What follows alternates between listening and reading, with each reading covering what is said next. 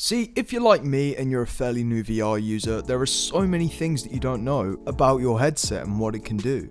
Myself, I'm a Quest 2 user. I know, before you come at me in the comments, I know the Quest 2 isn't an amazing headset, but stay with me here. Going back to my point, if you are a first time user, the Oculus Quest 2 is an amazing introduction to the VR industry and VR games altogether.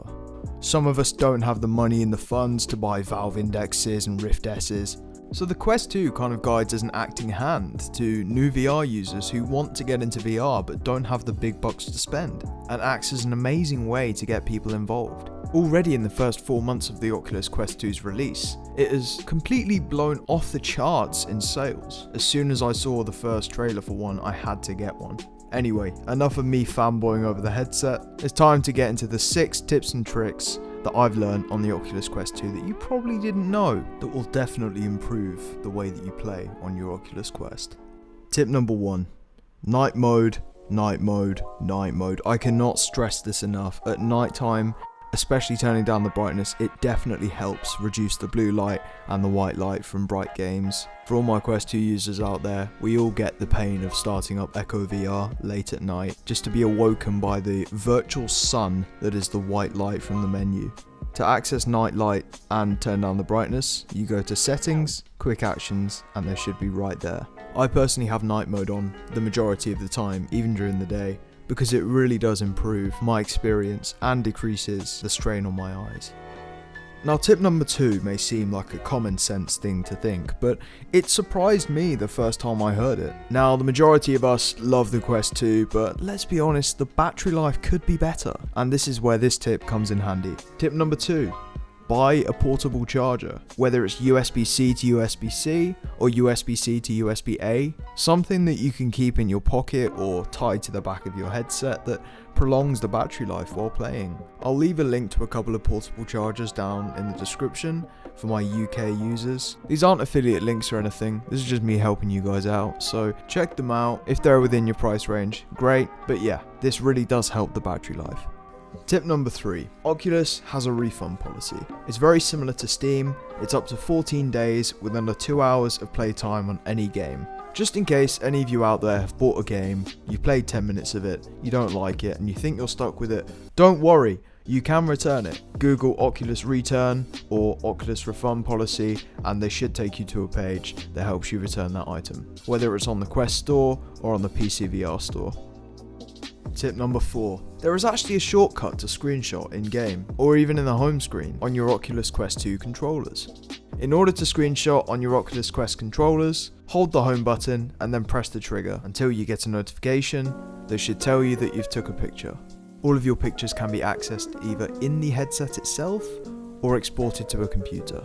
Remember, when looking at videos and pictures on your Oculus Quest 2, make sure to allow permission from your computer so that you can access those files on your Quest 2. I always used to get stuck on this. It's very simple, I know, I'm a dum-dum, but don't worry, I am big brain now. Tip number 5. The IPD eye setting can actually be changed in between each setting. The IDP setting, if you didn't know, stands for interpupillary distance. This is the distance in between your pupils. On the Oculus Quest 2, there is a system where there are 3 settings, 1, 2 and 3. 1 is for a very small interpupillary distance, and 3 is for the opposite. So this setting can kind of be manipulated into being in between each setting. For example, let's say it's most comfortable on a 2 for you, but it's still slightly blurry and you want it to be a 3. If you push it very gently in between these settings, it stays. I know it's not a proper way of doing it, but it is better than nothing. I am quite annoyed that there isn't a slider on this headset like there are with previous models. However, it's not the end of the world. Luckily, I'm okay with setting 2, as most people are, but luckily the majority of people will fall in either setting 1, 2 or 3. Now it's time, ladies and gentlemen, for my last bit of wisdom. Tip number 6. What is best? Oculus Link cable or virtual desktop? Now, from my own personal experience, virtual desktop wins every single time.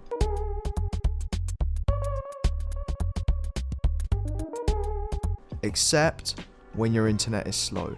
That is a big factor. If you have slow internet and it is not fast enough to run virtual desktop at these speeds, then it will not work for you, or it will just be very, very laggy. You need a low latency connection for the lowest delay as possible.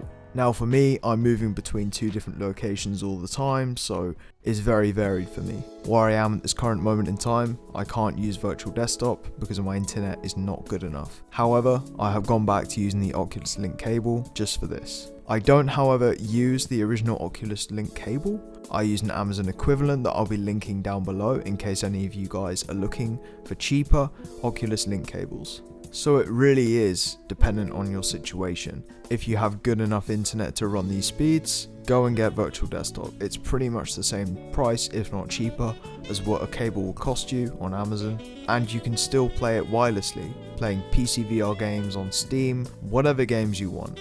For my streaming, whenever I stream, I use my cable here now, but when I'm back home, I will definitely start using my virtual desktop a lot more. So that's going to be it for today, guys. Thank you very much for watching. If you did enjoy it, please smash that like button. It really does help support the channel, and maybe think about subscribing. Help me grow. This is going to be a big year for all of us, guys. So I'm going to leave you with this. Argue about this down in the comments below. What do you guys think is best, the Valve Index or the Oculus Rift S?